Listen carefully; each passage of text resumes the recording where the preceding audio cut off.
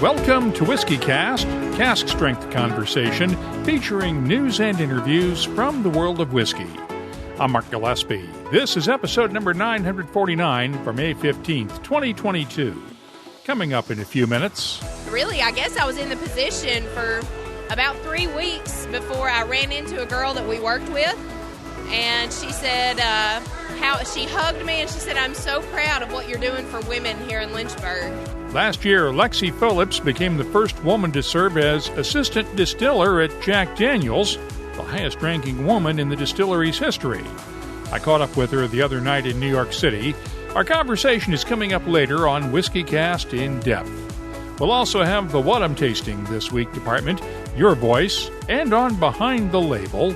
You know, at that time, there aren't that many Scotch whiskies available in Hong Kong at all. Whiskey is considered to be like your grandpa's drink, unfortunately, in Hong Kong, 15 years ago. The news is next on this week's WhiskyCast. And now, a message from Robin Redbreast. People never forget the person who introduced them to Redbreast. And then those people go on to introduce others to Redbreast. And soon the flock has grown exponentially. It's like a pyramid scheme. Without any of the bad stuff, of course. Proud sponsor of WhiskyCast. Hey friends, Gabriel Cardarello with Dewars. Whiskey and Golf, a match made in Scotland. Whether you shot a 72 or a 92, whiskey has its place after every day on the course. Which is why I'm excited to introduce to you your new favorite round after a round, Dewars 19-Year-Old Champions Edition. A special 19-year whiskey finished in first fill rye and new American oak barrels. Let's get started with the news. It's brought to you by the Dalmore. We have breaking news to start with this week. On a break-in early Sunday morning at Glenfarclas Distillery, someone broke into the visitors center around 2:45 a.m., according to the distillery's Instagram feed. They got away with a bottle of 60-year-old Glenfarclas and some of the vintage family casks releases, with a total value of more than £100,000. The distillery is asking anyone who may have information about the break-in or is offered those bottles privately to contact them or Police Scotland. We knew Freddie Noe was eventually going to get the title of Master Distiller at Jim Beam, but not quite this soon. That's because in the previous 7 generations of Beam family members, there have never been 2 holding the title at the same time. Fred Noe announced his son's promotion Thursday at the opening ceremony for the newly renovated distillery homestead in Claremont, Kentucky. Now, technically, Freddie will be Master Distiller for the Fred B. Noe Experimental Distillery, while Fred remains Master Distiller for the main Jim Beam Distillery. That is expected to change soon, since Fred has been open about his retirement plans in the not-too-distant future. Lots of auction news to report this week. Sotheby's held its largest spirits auction ever on Tuesday in New York City, with around 1,100 different lots going on the auction block. Bidding totaled more than $2.5 million when the final hammer came down Tuesday night, led by high demand for 2 special collections. Johnny Fowle heads up spirits sales for Sotheby's in North America. The 2 big collections were the Hollywood collection, which is a collection out of California. It was one guy picked up a whole container of whiskey. He found it in 2008 during the recession. The container was meant to go to film studios, but when their funding was cut due to people losing cash or at least losing faith in the market, the orders for whiskeys were cancelled, and so the person with the container got in touch with our client, the consignor, and said, "Do you want to buy a few bottles out of this container?" And he said, "I'll just buy the whole lot." And he drove up to LA that day and picked it up, and he stored it in his house ever since. And interestingly, he drunk almost all of the bottles in the sale, from Macallan Millennium decanters to Blue Box 30-year-olds. He's still got them all open on the sideboard. And then the other collection was the 3 Continents, which is the 4th part of that sale. So that's had a lot of airtime now, but it always does pretty well. Did it surprise you that you were able to get through over 1,100 lots, and that's got to be one of your biggest spirits auctions ever, right? Yeah, that's the biggest one we've done by quite a long way. The last one we did, which was the US whiskey auction, was about 800 lots. So yeah, I mean, it's a long day. We can close with a live auctioneer, which is actually good because it means that we can, it's a lot to wade through on a website, over 1,000 lots if you're looking to buy.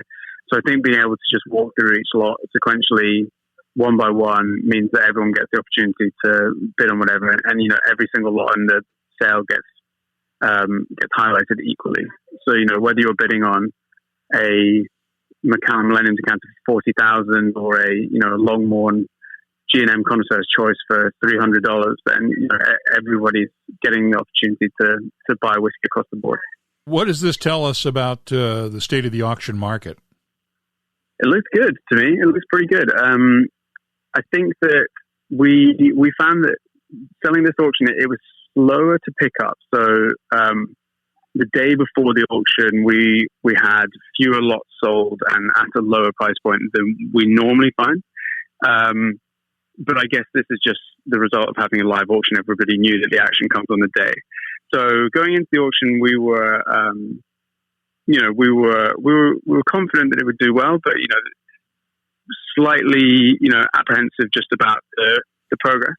But then after the full result, I mean, it looks like the market's pretty strong, particularly in the US, and we're seeing our biggest growth in the US by a long way this year. So I think that Sotheby's New York is going to be the place to consign and buy your whiskey for the foreseeable future. As usual, bidding was led by the Macallan, with the 1949 Macallan Millennium 50-year-old decanter going for $40,000. The next Sotheby's auction is set for July 29th in New York City. Meanwhile, Bonham's held its first whiskey and spirits auction in Paris on Tuesday. A 1967 bottle of Lafroig 15-year-old took the top bid. It sold for €51,240, about $53,200 at current exchange rates. Bonham's has its next whiskey auction this Friday in Hong Kong. More on that in a few minutes. In other news, White & Mackay has applied for planning permission to expand production capacity at the Dalmore. The $17 million project is expected to double production from the current 4.5 million liters of alcohol annually. That's according to White & Mackay's Kieran Healy-Ryder. We've been running at capacity for a number of years.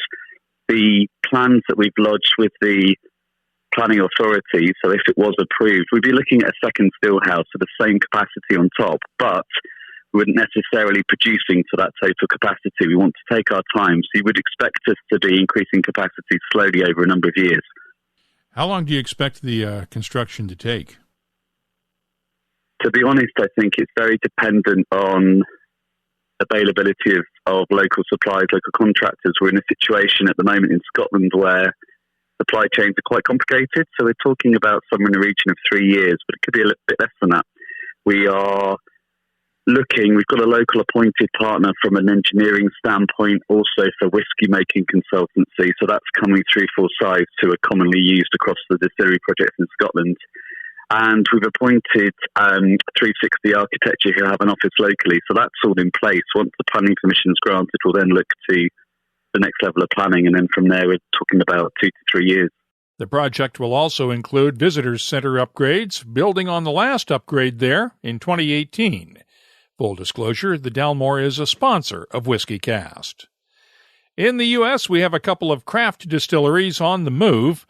Alan Katz of the New York Distilling Company hinted at this when we talked with him last December, but they have now outgrown their space in Brooklyn. They've completed a deal to move to the nearby Flatbush neighborhood and will start making whiskey there in mid-2023. Meanwhile, the makers of Liberty Pole Spirits are raising a Liberty Pole Monday at the site of their new distillery near Washington, Pennsylvania. They're moving about 4 miles away from the current distillery site to build an all-new distillery, tasting room, and warehouse. It'll open early next year, while the current tasting room in downtown Washington will stay open for visitors. By the way, the Liberty Pole comes from the area's history during the Whiskey Rebellion. Back in 1791, farmer distillers raised liberty poles to protest the new U.S. government's first federal tax on distilled spirits, of course. Just a few new releases to mention this week. Country music star Brad Paisley and Bardstown Bourbon Company have teamed up on a second release of American Highway Reserve Bourbon. Route 2 uses barrels that traveled around the country with Paisley's tour last summer, with a combination of 4- and 12-year-old Kentucky bourbons and an 8-year-old Georgia distilled bourbon. It'll be available for $99.99 a bottle in the U.S. Seattle's Westland Distillery is out with its second release of Calari, its annual release made with experimental barley grown in conjunction with the Bread Lab at Washington State University. This year's batch is made with Talisman barley. It's a 2-row winter barley strain that's a descendant of the long-used Maris Otter strain of barley. It was matured just a week short of 5 years, with only 3,000 bottles available. There's no word on pricing. Just down the highway in Portland, Westward Whiskey is out with its latest release. Elements, High Desert to Klamath Basin, is an all-Oregon single malt made from 2 types of barley developed at Oregon State University. It's also aged in Oregon Gariana oak. It'll be available to members of Westward's Whiskey Club for $99.95 a bottle. The Lakes Distillery has released a new Whiskey Makers Edition single malt. Soledado is matured exclusively in American oak barrels and will only be available in Japan, Singapore, Belgium, the Netherlands, Sweden, Italy, and Poland. Douglas Lang & Company is out with the latest release of its Timorous Beastie Highland blended malt. This one is a 13-year-old blend, matured exclusively in 100% ex-bourbon barrels. Just 3,000 bottles will be available. The recommended retail price, £75 each. And finally, I mentioned a couple of weeks ago that Speyburn Distillery manager Bobby Anderson is retiring. We now have news on his successor. Ewan Henderson is leaving William Grant & Sons to take over at Speyburn. His career at Grant's included work at both Balvenie and Glenfiddich, along with Kinninvie, and he's also worked at several other Speyside distilleries during his previous time at Chivas Brothers. You can keep up on the latest whiskey news all week long at WhiskyCast.com and on our social media timelines. The news is brought to you by the Dalmore. Hello, Richard Patterson here, Master Distiller, Master Blender for the Dalmore. You know, whenever the team and I are in the world sharing our exceptional single malt, we like to keep in touch with Mark Gillespie and the latest news from WhiskyCast. No happy hour live webcast this week. I'll be on an airplane Friday night. But if you missed last Friday night's webcast with the whiskey sponge himself, Angus McRailed, the on-demand replay is available right now at the WhiskyCast YouTube channel, and we'll have the podcast version out later this week.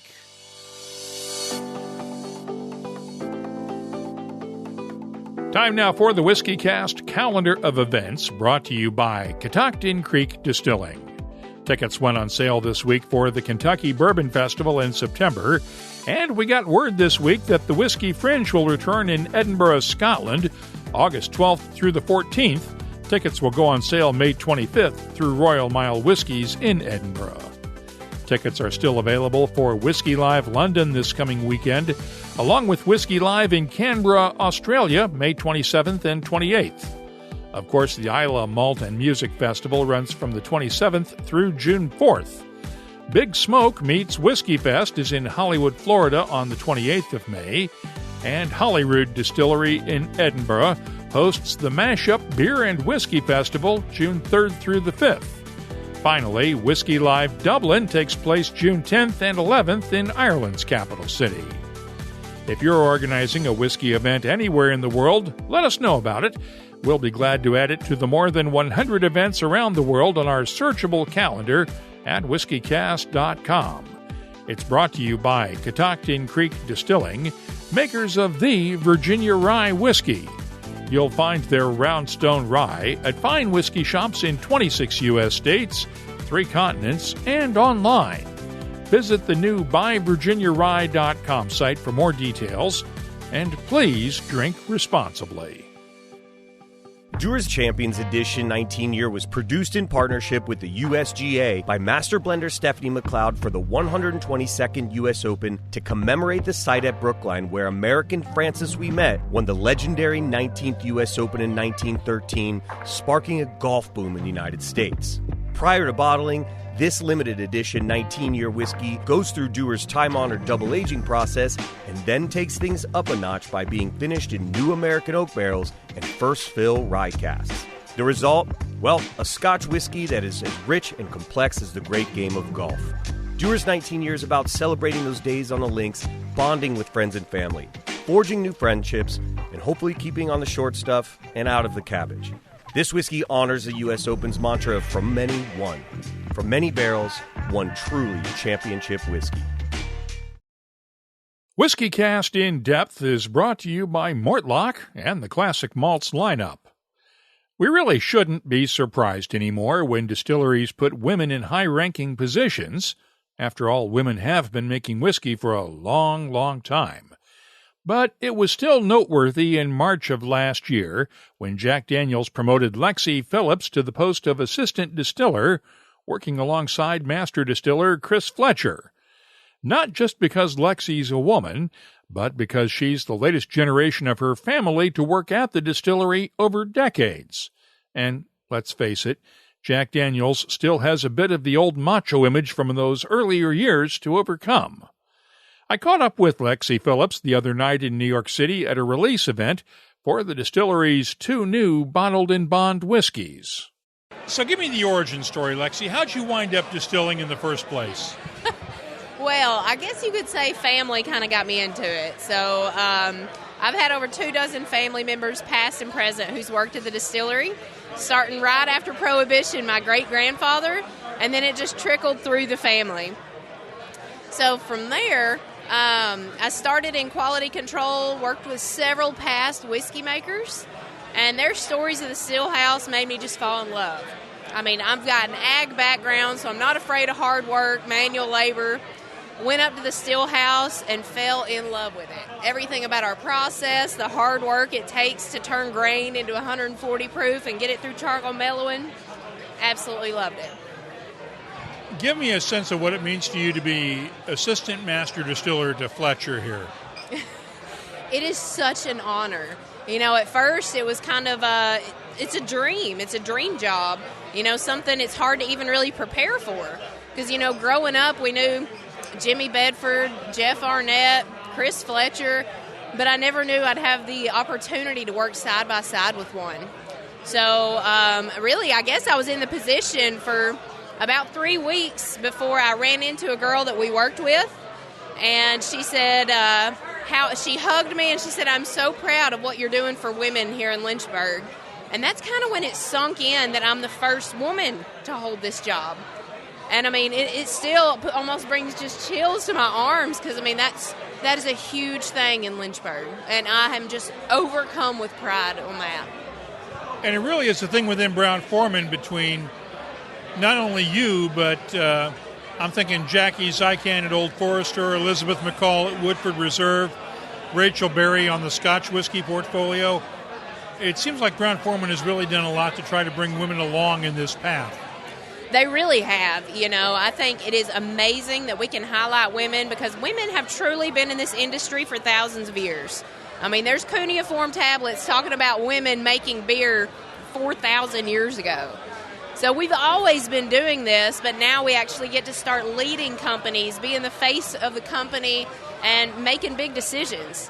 So I think that really can just show the next generation of women, or really just anybody, that this is something that you can do. And with fermentation sciences being so big in schools now, I think people are really, you're going to see a lot more women in these roles like this. Do you see yourself as a role model? I don't know. I feel like I've been told that. I guess I don't really feel that just yet. But hopefully one day I can inspire. If I can inspire even just one person to follow their dream and do something that they are truly passionate about, then yeah, I'd love to be a role model. Now, what's the hardest part of the job? Is it actually distilling the whiskey, or is it doing the stuff like this with the public appearances and the interviews and all the fun stuff where you have to get dressed up and you can't wear jeans and stuff? I have to say, I'm a weird creature.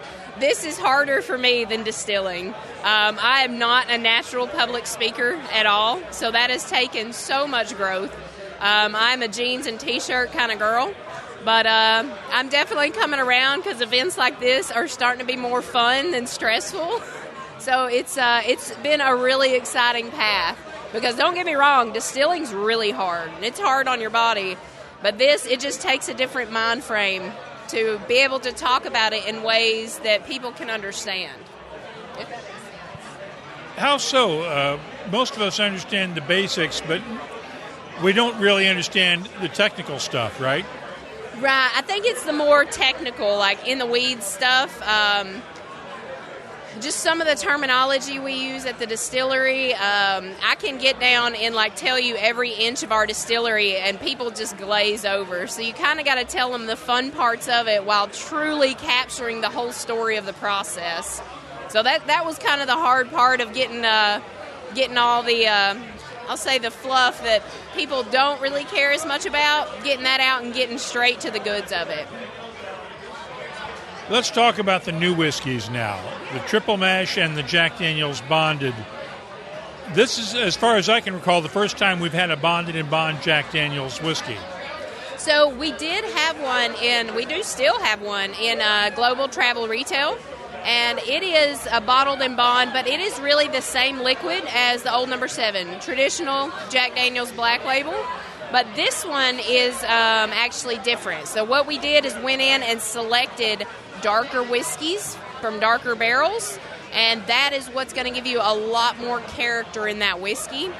And so that's the difference in what that was compared to what it is now. And then the Triple Mash, there's a lot to talk about on the Triple Mash. That's really exciting, because that's our debut of a little bit of our malt whiskey that we have kind of secretly worked on for the better part of a decade. So it'll be 60% rye whiskey, 20% Tennessee whiskey, and 20% malt whiskey. And it took a lot to get all of those whiskeys mashed, distilled, aged, all separately, and then come together to be blended right before bottling.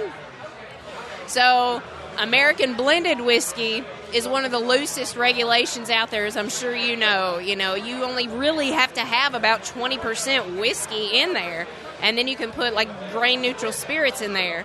And that is one thing that we were adamant against. We wanted to do a blend in a right way. So that is what we've done, kind of mixing one of the loosest regulations to one of the most strict, which is the bottled and bond. So the made in a single season from a single distiller, aged at least 4 years in a bonded warehouse, and bottled at 100 proof. And then it is also the blend of those 3 whiskeys. And that's where I've had folks pushing back going, wait a second, you can't have a blended bottled and bond. And yes, you can. You can. The government let us do it. They let us put it on the bottle. So I know when they went to file for that, Chris and I were talking about it, and he was like, I guess we'll kind of see, because truly each of the whiskeys meet those regulations individually, and then we just brought them together. What do you bring to the table when it comes to making the final decisions on whiskeys? I'll say it's kind of a combined effort, between me and Chris and honestly our whole team. We all bring good ideas to the table, and it takes all of us to kind of get it put together. Me and Chris, we're a lot more on the liquid side than anything else. But when labels need to be approved, we'll still go through that to make sure that we have all the descriptions right. But we have such amazing design teams and people that do the bottles and everything to that point. So I can say our biggest thing is on the liquid side. How often do you reject barrels and say, no, this isn't what we want? Well, it kind of comes down to what you want to do. If we're talking the Master Taster panel on what it gets to graduate to be single barrel, if they get rejected, it just means they don't have a bold enough character to be a single barrel offering. So it may end up staying in the barrel a little longer, or it may just end up going to Jack Black Label. Because that's really the difference in Black Label and single barrel, just a step of a bolder flavor. On the Black Label side, that's already a mingling or a blend of around 200, 250 barrels. So our quality process is one that will allow us, and honestly our size will allow us to blend. If we need some that are darker, then we can just put darker whiskeys in that batch to where it can be that more uniform for Black Label. What is the biggest misconception that people have about Jack Daniels? I would say people are always a little shocked that it's all made right there in Lynchburg. That we are such a worldwide distributed whiskey, and really, it all comes from that little cave spring holler. Every drop of water that goes into making Jack has to come from that cave. I mean, that's something tried and true. It's been happening since 1880 when Jack moved to that cave spring holler, and hopefully will for the rest of time. And I've got to ask you, and I've asked this before of Jeff Arnett and Jimmy Bedford and Chris Fletcher. I'm not sure if I asked Chris this, but is Jack Daniels technically a bourbon? It is. So think of it as we are a category under bourbon. So there's like the grand whiskey category, and then bourbon is up under that, and Tennessee whiskey is up under bourbon. So we meet all the regulations to be a bourbon, but since we do charcoal mellowing and we're made in Tennessee, we are allowed to be called a Tennessee whiskey. So yes, we are a bourbon plus a couple extra steps. We've just settled a whole bunch of bar bets there. Good. I'm very glad, because I've had several people ask, and that kind of blows everybody's mind. So yeah, we are a bourbon plus. Are you hoping to one day become Master Distiller? I mean, Chris is pretty young. He is. He's only about 10 years older than me. Honestly, right now, I'm just kind of trying to hone in my own craft. I still have so much to learn from him. He has been just an amazing teacher, a wealth of knowledge. So honestly, I hope he sticks around for quite a while, because I know he brings a lot to this company. Thanks to Lexie Phillips of Jack Daniels for sharing her story with us on this week's WhiskyCast In-Depth. It's brought to you by Mortlock, whiskey's best-kept secret.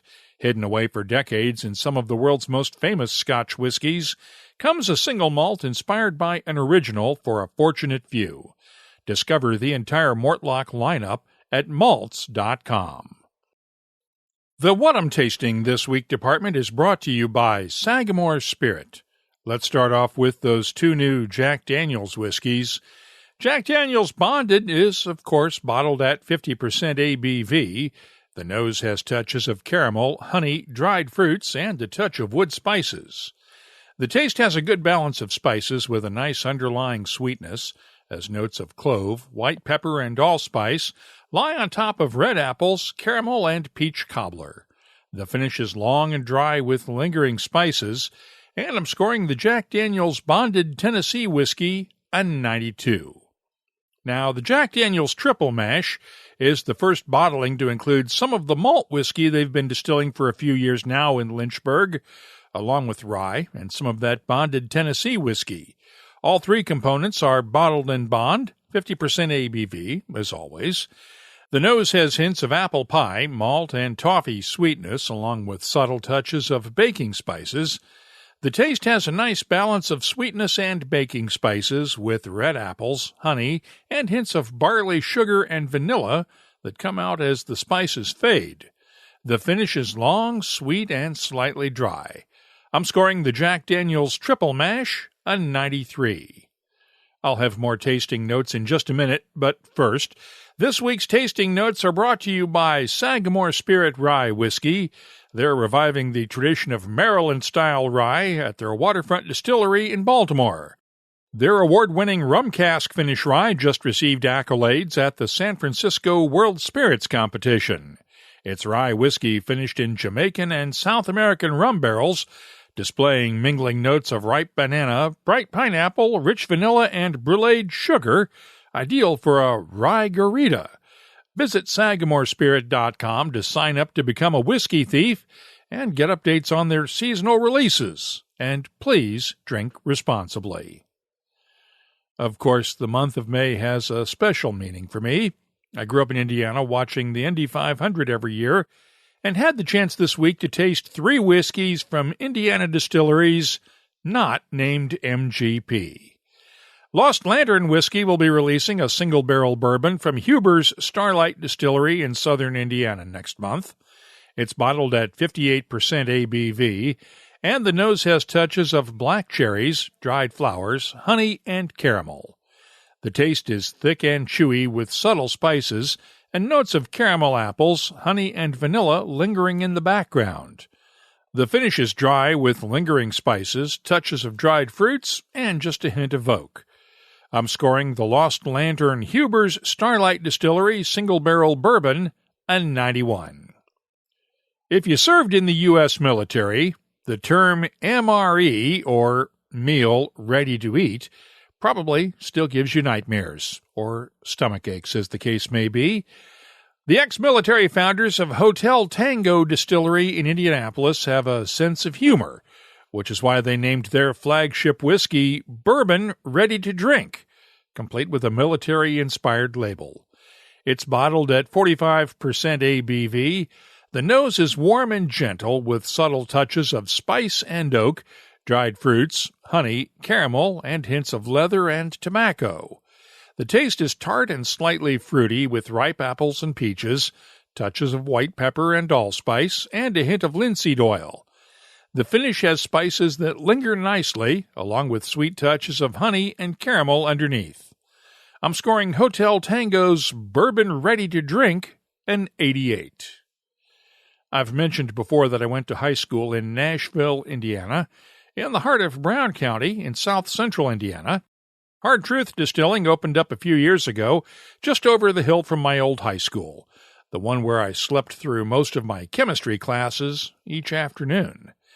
They're making rye whiskey at Hard Truth, including their flagship Sweet Mash Rye. It's bottled at cask strength, 57.6% ABV. The nose on this one has plenty of baking spices, hints of rye bread and molasses, and a touch of dark honey. The taste is thick, chewy, and slightly astringent with great spicy notes of clove, black pepper, and allspice, complemented by hints of honey, vanilla, and dried fruits for a nice complex palate. The finish, long and spicy. The hard truth is, this one is excellent. I'm scoring the Hard Truth Sweet Mash Rye a 93. The What I'm Tasting This Week department is brought to you by Sagamore Spirit. I'll be adding these tasting notes to our searchable list of more than 3,300 different whiskeys from all over the world. Check it out this week at WhiskyCast.com. And now, a message from Robin Redbreast. Small batch. How would you describe it? It's like an Irishman's understanding of baseball. Extremely limited. Proud sponsor of WhiskyCast. Redbreast. Pass it on. Let's open up the inbox now for your voice, presented by Scarabus Isla Single Malt Scotch Whiskey. As I said at the top of the show, this is episode number 949 of WhiskyCast. Longtime listener Scott Rogers has been paying attention and tweeted this out the other day. If I'm doing the math right, WhiskyCast is 1 week away from being exactly a year of episodes away from episode 1000. Congrats, Mark. Thank you, Scott, but since we've started producing podcast episodes with the audio from our Happy Hour live webcasts, we're actually up to 2 shows a week now, so we should hit 1,000 sometime around the end of this year. Friday night during our Happy Hour live webcast, Angus McRailed and I were talking about the need to have fun with whiskey and what we're doing with it. I mentioned that the day WhiskyCast stops being fun will be the day that I stop doing it, and Pierre Wadert immediately commented from Switzerland, "Don't stop doing WhiskyCast, Mark." Well, don't worry, guys. I'm having too much fun doing this to stop now. If you have a comment, a question, or something else you'd like to share with whiskey lovers around the world, you can always find us on social media. Look for WhiskyCast on Twitter, Facebook, and Instagram, or you can email me. The address is comments@whiskycast.com. Your Voice is presented by Scarabus, the Islay single malt from Hunter Lang & Company that celebrates all of Islay's natural gifts in one bottle. Only those who seek shall find Scarabus. Start your search at hunterlang.com. Let's close out the show now with Behind the Label, our look at the history, science, and people who make whiskey unique. It's brought to you by Writer's Tears. Earlier, I mentioned this Friday's whiskey auction at Bonham's in Hong Kong. It features whiskeys from the collection of Hong Kong-based whiskey collector Aaron Chan. He spent some time tasting whiskeys from his collection this week with whiskey writers on a Zoom call and explained how he became a whiskey collector 15 years ago. At that time, there aren't that many Scotch whiskies available in Hong Kong at all. Whiskey is considered to be like your grandpa's drink, unfortunately, in Hong Kong, 15 years ago. So it wasn't until when I first met Emmanuel in probably 2012 or something, I went to the Old Alliance in Singapore. I spent 2 days at his bar from 5 p.m. all the way to when they closed. So basically, I walked in the moment they opened, and then I left when they closed. And I did that for 2 days consecutively. So Emmanuel was probably a bit shocked by this group of Asian people that come in and spend 8 hours every day at the bar. So he came to talk to me, and he noticed that I drink a lot of Japanese whiskey and nothing from Scotch. And he asked me why, and I told him because I don't have a lot of experience drinking Scotch whiskey, and I don't know much about Scotch whiskey. And I asked him to recommend 2 Scotch whiskey for me to try. And, he recommended 2. I tried it, fell in love, and I switched to Scotch whiskey. Can you guys guess which 2 bottles he recommended? One more. Martin? I was going to say one of them would have to be a brewer, surely. No, it wasn't. No? I'm guessing a Glen Grant. Sorry? I'm guessing Glen Grant. Glen Grant.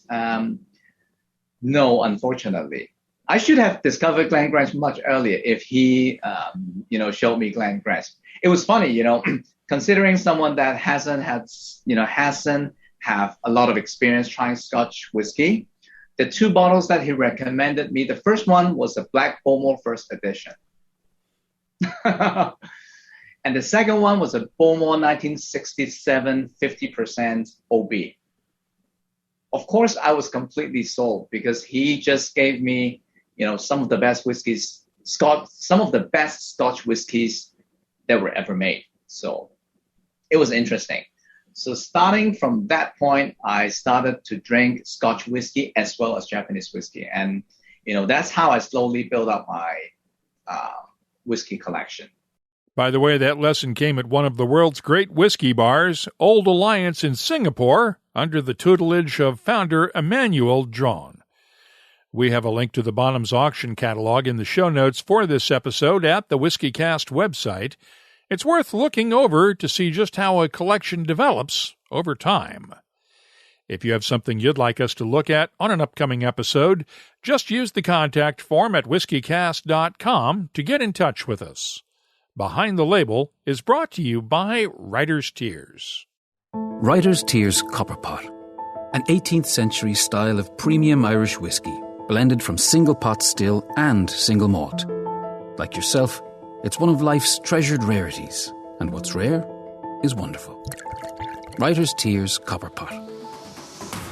That's all for this edition of WhiskyCast. You'll find links for the stories in this episode in our show notes at whiskycast.com. That's also where you'll find the latest whiskey news, my tasting notes, the calendar of events, the whiskey photo of the week, and, of course, a complete archive of all of our past episodes, all the way back to 2005. Get in touch with us on Twitter, Instagram, and Facebook at WhiskyCast. The email address is comments@whiskycast.com.